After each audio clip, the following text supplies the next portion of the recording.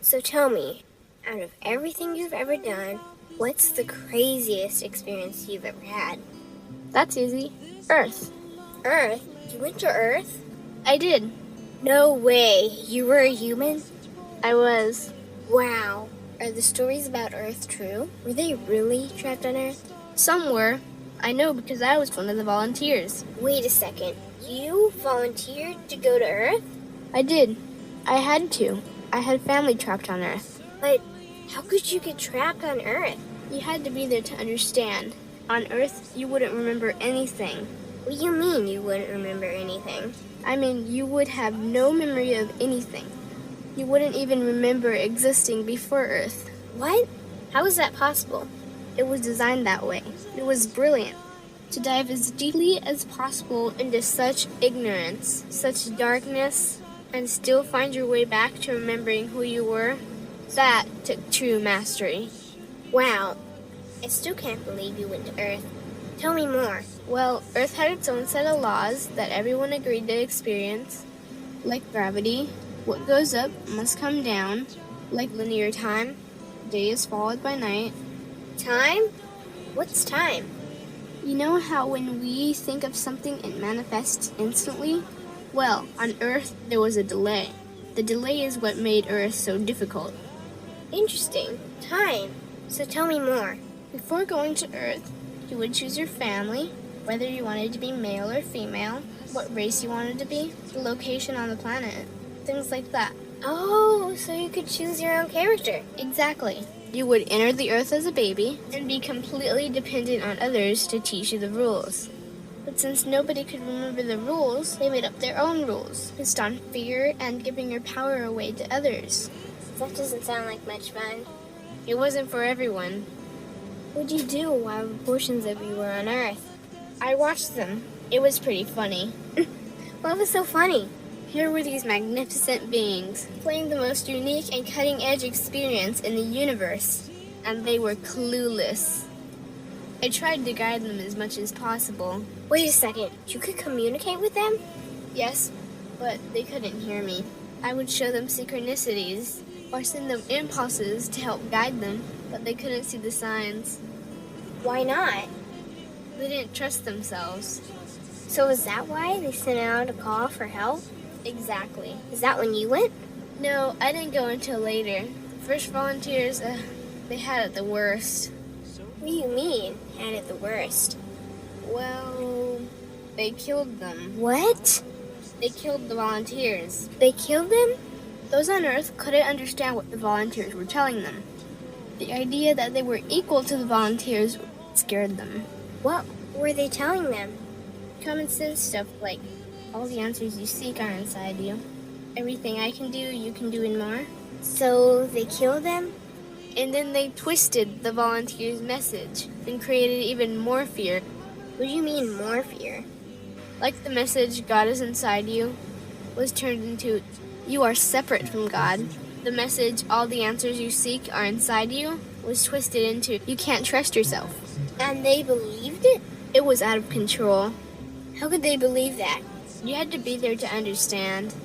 Did you know they actually believed that they were the only intelligent life in the universe? Now that's funny. Pretty crazy, I know. So then what happened? The designers knew Earth was going to enter a section of the galaxy that humans had never experienced before. A section filled with a frequency that might be able to reconnect the human's DNA. What was wrong with their DNA? It didn't work anymore. The thing is, their DNA was how they connected with their higher self. So that's why your incarnations couldn't hear you. Exactly. But there was a catch with the new plan. Only those incarnated on Earth could tune in to these new frequencies. Oh, so they needed more volunteers. Yes, but this time they were taking no chances. To pull this off, they needed millions in the physical form, wired and ready to attune to these frequencies. Are these the 21st century humans that all the stories are about? Yep, we volunteered from every corner of the universe to help the humans wake up. What did the volunteers have to do once they got there? We had to wake ourselves up, attune to these frequencies, and spread them to the rest of the planet. That sounds impossible. Most of those watching the Earth experiment didn't think we could pull it off. So, what happened when you got to Earth? Once on Earth, we were taught the same fear-based beliefs that had been handed down for eons. We lived just like everyone else, totally clueless to who we were and what was getting ready to happen. But as soon as the Earth entered this cloud of frequencies, we started to question everything. And one by one, we started to wake up. So the plan was working. It was. The more we trusted ourselves, the quicker we reconnected. And the faster we started to remember what was happening. And since we were spread out evenly all around the planet's frequency began to rise quickly. What happened when the planet's frequency began to rise? The humans' experience of time began speeding up. They started manifesting their beliefs faster and faster. Those consumed with fear created even more fear, and eventually Earth just spun out of control. What do you mean, spun out of control?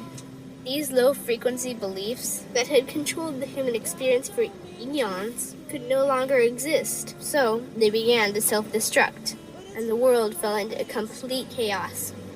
That sounds terrifying. It was for those living in fear, but for us volunteers, we all knew it was the end of the old energy and the beginning of the new. So then what happened? A tipping point was reached in our awakening, and we created a new Earth. A new Earth? What happened to the old Earth? It continued on, allowing those who could not let go of their fears to play out their lessons. But for us, we created a new Earth that matched our higher frequency. And as easy as that, all the fear-based beliefs simply fell away. In an instant, we remembered who we were. We knew we were all connected, and we stopped hurting each other. We started respecting each other, started loving each other. We took back our power to create, and we created a new Earth without fear. Wow, so the legends are true. What an incredible experience that must have been. Nice work. Thanks. I first heard about this place, this little lump of clay,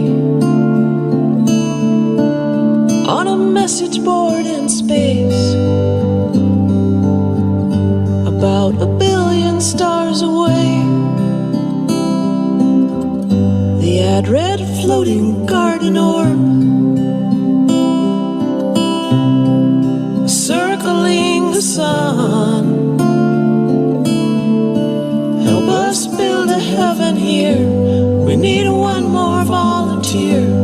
So I said that I would come.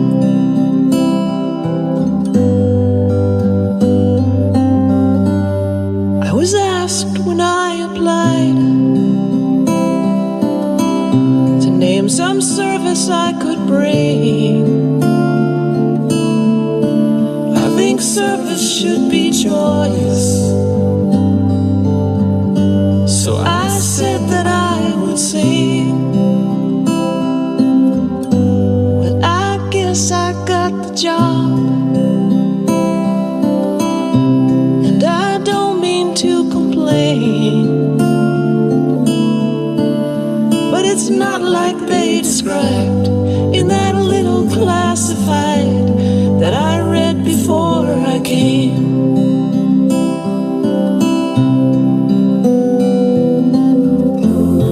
And I somehow missed a turn. Was this even the right place? Had I fallen for a scam, or was it more a fall from grace? It's beautiful, alright. How I love the desert sky and the quiet mountain lake is enough to make me cry. But I did not come prepared for the density or strife, for illnesses and pain that can pass here for life.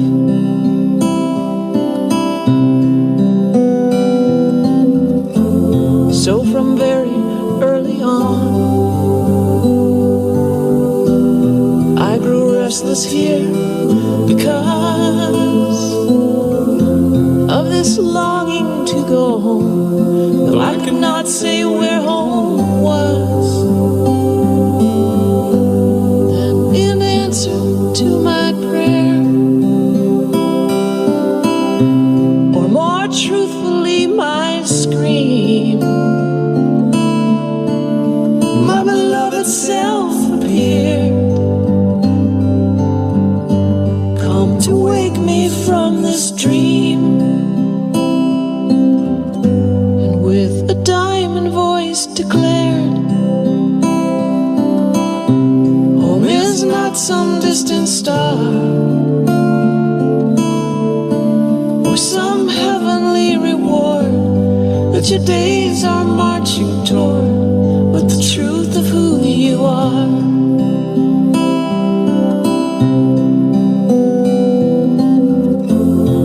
An awareness so immense, it holds all of this inside. As she spoke, my mind fell still, but my tears would not subside. And from the arms of grace I knew that all suffering could cease if we could rest in this embrace. Just trusted in this peace, to even try to find the words can be a sacrilegious thing.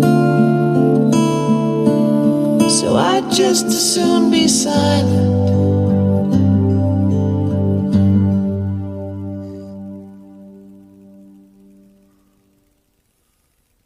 But I said that I would sing.